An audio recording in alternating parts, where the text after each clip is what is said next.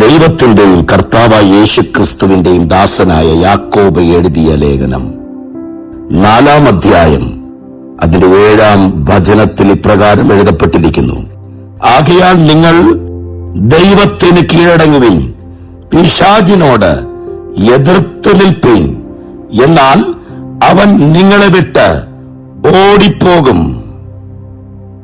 പ്രിയരെ, നാം സാത്താനല്ല കീഴ്പ്പെട്ട് നിൽക്കേണ്ടത്. പൈശാചിക ശക്തികൾക്കോ മന്ത്രവാദത്തിന്റെ കെടുതികൾക്കോ അല്ല നാം കീഴടങ്ങിയിരിക്കേണ്ടത്. ദൈവത്തിന് കീഴടങ്ങിയിരിക്കുക. ദൈവസന്നിധിയിൽ കീഴടങ്ങിയിരിക്കുന്ന, ദൈവവചനത്തിൽ കീഴടങ്ങിയിരിക്കുന്ന, അഭിഷേകത്തിന് നിറവിലിരിക്കുന്ന ഒരു ഭക്തന്, ഒരു ഭക്തിക്ക് പിശാചിന്റെ ശക്തികളോട് എതിർത്തു നിൽക്കുവാൻ കഴിയും. പ്രിയരെ, പേടിച്ച് ഓടാതെ, ഭയപ്പെട്ടിരിക്കാതെ, നിനക്ക് വിരോധമായ ശത്രു എത്ര ശക്തിയോടെ കൊടുങ്കാറ്റ് പോലെ വീശിയടിക്കുന്നുണ്ടെങ്കിലും വചനം പറയുന്നു, പിശാചിനോട് എതിർത്തു നിൽപ്പീൻ, എന്നാൽ അവൻ നിങ്ങളെ വിട്ട് ഓടിപ്പോകും. ഞാനിവിടെ നിന്ന് പറയട്ടെ പ്രിയമുള്ളവരെ, നിങ്ങൾ എതിർക്കാതെ നിന്നാൽ അവൻ ഓടിപ്പോകത്തില്ല, അവൻ ചാടി നിങ്ങളുടെ മേൽ കയറും. എന്നാൽ ഈ ദിവസങ്ങളിൽ ദൈവത്തിൽ കീഴ്പ്പെട്ട് ദൈവത്തിൽ ആശ്രയിച്ചിരിക്കുന്ന ഒരു ദൈവ പൈതലിന് പിശാചിനെ ജയിക്കുവാൻ, പിശാചിന്റെ അടിമച്ചങ്ങലകളെ പൊട്ടിച്ചു കളയുവാൻ, അവനെ തുരത്തുവാൻ നിങ്ങൾക്ക് കഴിയും. പിശാചിന്റെ പ്രവൃത്തികളെ അഴിപ്പാനത്രേ മനുഷ്യപുത്രൻ വന്നത്. നീ ആ ദൈവത്തിന്റെ സന്തതിയാണെങ്കിൽ നിനക്കും പിശാചിനെ ജയിക്കുവാൻ കഴിയും. പക്ഷെ സാത്താന്റെ ശക്തികളെ നീ തിരിച്ചറിയണം.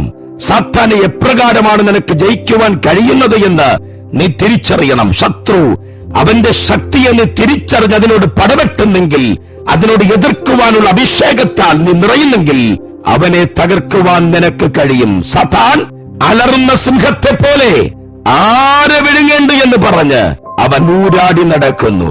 ഞാൻ പറയട്ടെ പ്രിയമുള്ളവരെ, വചനം പറയുന്നു, സാത്താൻ അലറുന്ന സിംഹത്തെ പോലെയെന്ന്. അവൻ സിംഹമല്ല, അവൻ സിംഹത്തെ പോലെയാണ്. എന്നാൽ നമ്മുടെ കർത്താവിനെ കുറിച്ച് വിശുദ്ധ തിരുവെഴുത്തുകൾ പറയുന്നു, നമ്മുടെ ദൈവം യഹൂദ ഗോത്രത്തിലെ സിംഹമാണെന്ന്.